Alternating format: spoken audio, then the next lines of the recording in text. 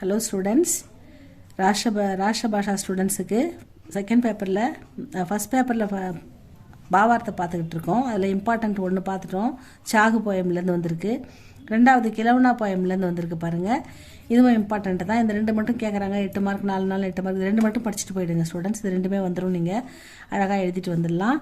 இதில் வந்து ராஜஹட்டி நே ஃபேங்க் தியே சப் அப்னே ரஜத் ஹேம் உபகார் லூங்கா வஹி வஹி லூங்கா மை மச்சல் கயா வஹு ராஜ்குமார். அதாவது இந்த அரண்மனையில் இருக்கிற ராஜகுமார்கள் வந்து அவங்களுக்கு கொடுக்குற விலை உயர்ந்த ரஜத்துனா விதவிதமான உயர்ந்த பொருள்களால் செய்யப்பட்ட பொம்மையெல்லாம் தூக்கி வீசுகிறாங்க. வேணான்ட்டு வீசுகிறாங்க. அவங்களுக்கு அந்த மண் பொம்மை தான் வேணும் அப்படின்னு அடம் பிடிக்கிறாங்க. அதுதான் அந்த குழந்தையின் மனநிலையை விவரிக்கும் இந்த பாடல். இதுக்கு பேர் வந்து கிலவுனா. இதை பாருங்கள் ஸ்டூடெண்ட்ஸ். கவி அவர் கவிதா. இது யார் கவிஞர், கவிதை நேம் என்னன்னு பார்க்கணும். முதல்ல ஒரு பாவார்த்தைனா அந்த எந்த போயம்லேருந்து இதை எடுத்திருக்காங்க, அது எழுதின ஆத்தர் யார் அப்படின்றத சொன்னாலே உங்களுக்கு 2 மார்க் கிடச்சிடும் ஸ்டூடெண்ட்ஸ். அதுக்கப்புறம் அந்த கவி அவர் கவிதா, அந்த பாவார்த்தைன்ற வேர்டு இதெல்லாம் நீங்கள் அழகாக எழுதினாலே உங்களுக்கு பாதி மார்க் வந்துடும். कवि और कविता यह पद्यांश किलौना नामक कविता से दिया गया है. இது கிலவுனா என்ற போயம்லேருந்து எடுக்கப்பட்டிருக்கிறது. இஸ் கவிதா கே கவி, இந்த கவிதையின் கவிஞர் சியாராம் சரண் குப்த் ஹை. இது ஞாபகம் வச்சுக்கோங்க. சியாராம் சரண் குப்த். ஞாபகம். இது வந்து சா கிடையாது ஸ்டூடெண்ட்ஸ். கு இப்புத்த குப்த. எல்லாருமே இதை சான் போட்டு வைக்கிறீங்க. சா வருமா இங்கே? சியாராம் சரண் குப்த். गुप्त गु इप्त गुप्त में पा इता இது गुप्त है. आपका जन्म चिरंगांव में हुआ. இவர் சிரங்காவில் பிறந்திருக்காரு. இவர் வந்து ஆப் ராஷ்டிர கவி மைதிலி சரண் குப்தக்கே பாயி ஹே. அனுஜின்னு கொடுத்துருப்பாங்க, இங்கே பாயின்னே கொடுத்துட்டாங்க. ரெண்டும் ஒன்று தான். அனுஜின்ற வேர்டு உங்களுக்கு மறந்துட்டா இந்த பாயின்ற வேர்டை யூஸ் பண்ணுங்கள்.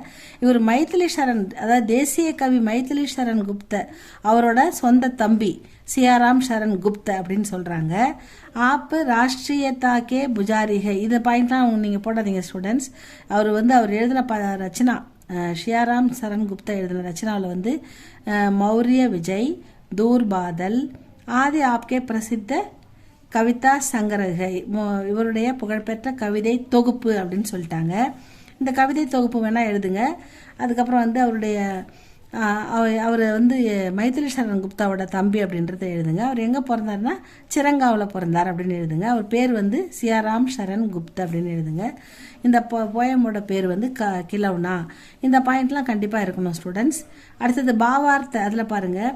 கவி இஸ் கவிதாமே, கவிஞர் இந்த கவிதையில் பால் மனோவிஞ்ஞான் கா, அதாவது குழந்தைகளின் மனநிலையை, பால்னா குழந்தை, சிறுவர்கள், அவங்க குழந்தை சிறு பிள்ளைகளுடைய மனநிலையை சுந்தர் சித்திரன் கர்த்தேக, ரொம்ப அழகாக வர்ணித்திருக்கிறார் அப்படின்னு சொல்கிறாரு.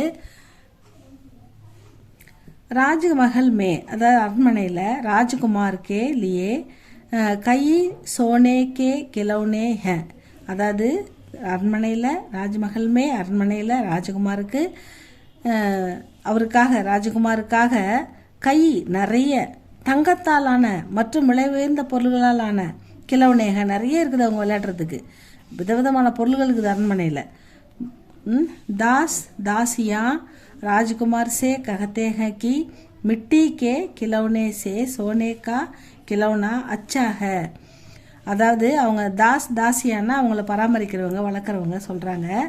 வளர்க்குற தாய் அவங்கெல்லாம் வந்து சொல்கிறாங்க. அவங்க கேர்டேக்கர் இருக்காங்களா, அவங்க தான் தாசியா. ராஜகுமார் சே ககத்தேக, அந்த அரண்மனையில் இருக்கிற இளவரசர்கிட்ட சொல்கிறாங்க. இது வந்து மிட்டிக்கே கிலவுனே சே, மண்ணால் செய்யப்பட்ட பொம்மையை விட கிலவுனா அச்சாக, அதாவது சோனேக்கா தங்கத்தால் செய்யப்பட்ட இந்த பொம்மை தான் வந்து ரொம்ப ரொம்ப காஸ்ட்லியானது, ரொம்ப நல்லா இருக்குதுன்னு சொல்கிறாங்க.